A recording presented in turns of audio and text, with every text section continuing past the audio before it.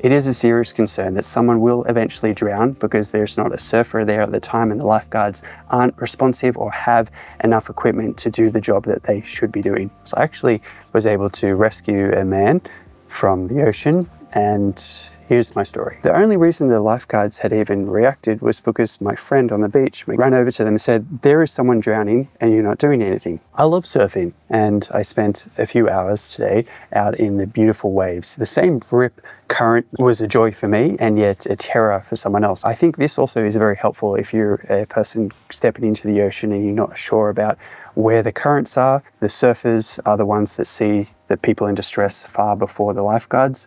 And if you're being paid to be a lifeguard, you give the impression that the beach is being monitored. I think it actually would have been better if people had a big sign in front of them, "Watch out, this is a dangerous rip, there are no lifeguards on duty," because they had the false understanding that there's someone who's going to come out and save them, and that's just not the case. Sadly, it is very likely that a drowning person will panic and try to drown you, not intentionally, but they will actually use you to try to stay up above the water because it's a fight and flight response. And that is why you know not to get close to the person or touch them. I was at least 6 feet away from this person when I gave them the board. I assessed it because I've been in the ocean for my entire life, and I've surfed for most of my life and been in the ocean, and I understood some of the dynamics so I could assess whether this person was going to be a risk to me. These are essential parts that you need to know.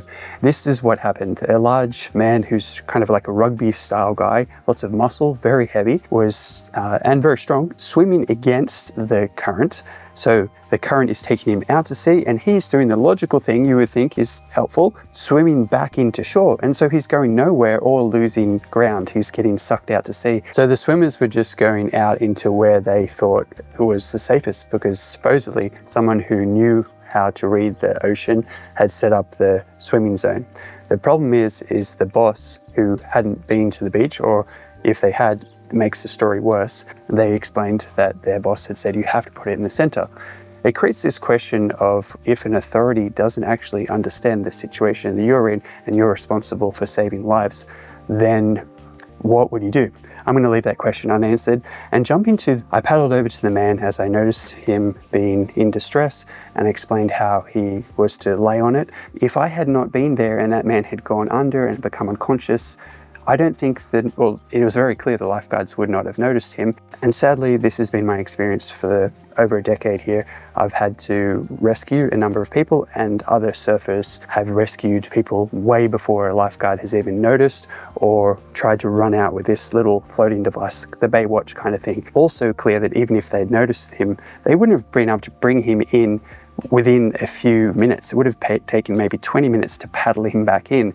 It took me at least 5 to even get to the sandbar, which was only 10 meters away from us with the surfboard. They need some form of surfboard. This is very important. If you're being taken out by a rip, you are to swim across the beach to find the sandy, shallow area, and then in that place you can swim back in.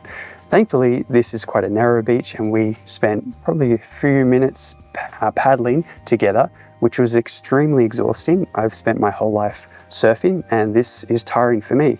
Thankfully, he could rest and recover from the stress and the strain of being caught in the rip as a swimmer. And then we got to the sandbar. And the only reason the lifeguards had even reacted was because my friend on the beach, Michaela, who I mentioned, ran over to them and said, "There is someone drowning and you're not doing anything." At this point, you could say the lifeguards, not even being observant to the situation, was quite serious. And previously, 5 minutes before that, someone else had been dragged in, having to be held by their 2 friends because they were exhausted from nearly drowning, and the lifeguards had not even reacted to that. I don't think this is just a location specific to my beach and my area. I've noticed this is a problem in this area of the world. I'm not being too specific because I don't want to get too much backlash. Also, another really fascinating part of this was the gentleman that I rescued, his friends were just waving to him to come back on the beach. The lifeguards were behind them, and they, instead of running back to tell the lifeguards, were just telling him to make it, try harder, swim better. This has actually been referenced in a scientific study, I'll try to find it and link it as well, where If a group of people is observing a person in distress, it's less likely for one of those people to go out and save them.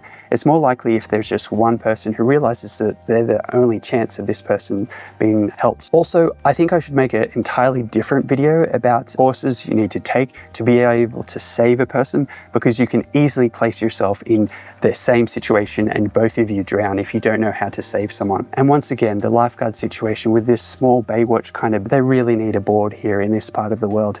If you're interested in knowing more about surf life safety, check out some of the links I've got here. Thanks so much. Actually pretty exhausted from this whole experience. I'm thankful that I was able to be in the right place at the right time. It also is very important to highlight that it is a very important, serious job, a great responsibility, especially if you're getting paid and viewed by the public as a lifesaver.